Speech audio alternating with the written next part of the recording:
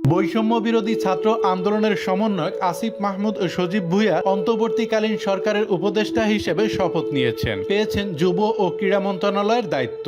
আসিফ মাহমুদ ও সজীব ভুঁইয়ার বাড়ি কুমিল্লা জেলার মুরাদনগর উপজেলায়। তার বাবা মোহাম্মদ বিল্লাল হোসেন আকুবপুর ইয়াকুব আলী ভুঁইয়া পাবলিক উচ্চ বিদ্যালয়ের প্রধান শিক্ষক। তার মা রুকসানা আক্তার একজন গৃহিণী। আসিফ মাহমুদের বাবা বিল্লাল হোসেন জানান, পরিবারের সদস্যদের না জানিয়ে আন্দোলনে ঝাঁপিয়ে পড়েন আসিফ মাহমুদ। প্রথম দিকে পুলিশের গুলিতে কয়েকজন শিক্ষার্থী মারা যাওয়ার পর তার পরিবার জানতে পারে যে সে আন্দোলনের সমন্বয়ক। তখন আসিফ মাহমুদকে বাড়ি ফিরে আসতে অনুরোধ করেন বাবা মা ও বোনেরা। পরিবারের সদস্যদের অনুরোধ প্রত্যাখ্যান করে আসিফ বলেন, আমার অনেক ভাই বোন পুলিশের গুলিতে শহীদ হয়েছেন। আমি আন্দোলন থেকে ফিরে আসব না, হয় গুলি খেয়ে মরবো, না হয় আন্দোলন সফল করে ঘরে ফিরবো। এরপর থেকেই আসিফ মাহমুদের পরিবারের আতঙ্ক আর উৎকণ্ঠা শুরু হয়। আসিফ মাহমুদের বাবা বিল্লাল হোসেন বলেন, 5 দিন নিখোঁজের সময় মা বাবা বোন সহ পরিবারের সবার অবস্থা অনেক খারাপ হয়ে যায়। বন্ধ থাকে সবার খাওয়া দাওয়া। আমরা লাশ ঘরে গিয়েও তাকে খুঁজেছি। তিনি আরো বলেন, আসিফের বৈষম্য বিরোধী আন্দোলনে যাওয়ার সংবাদ পেয়ে আমরা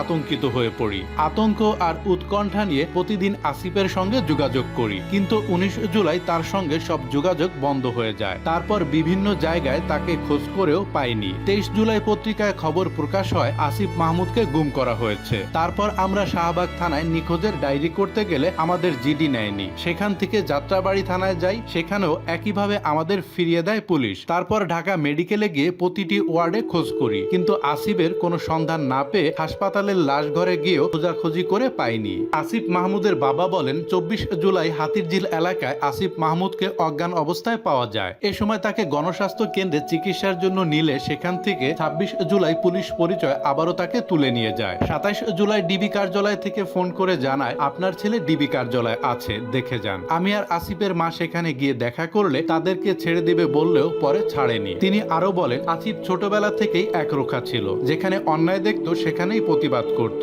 ছেলেটার একরোখা স্বভাব তাকে আজ সরকারের উপদেষ্টা বানিয়েছে। একজন বাবা হিসাবে আমি অনেক গর্বিত। আমি আমার শিক্ষকতা জীবনকে সার্থক মনে করছি ছেলের এমন সাফল্যে। আসিফ বর্তমানে ঢাকা বিশ্ববিদ্যালয়ের ভাষা বিজ্ঞান বিভাগে মাস্টার্সে অধ্যয়নরত।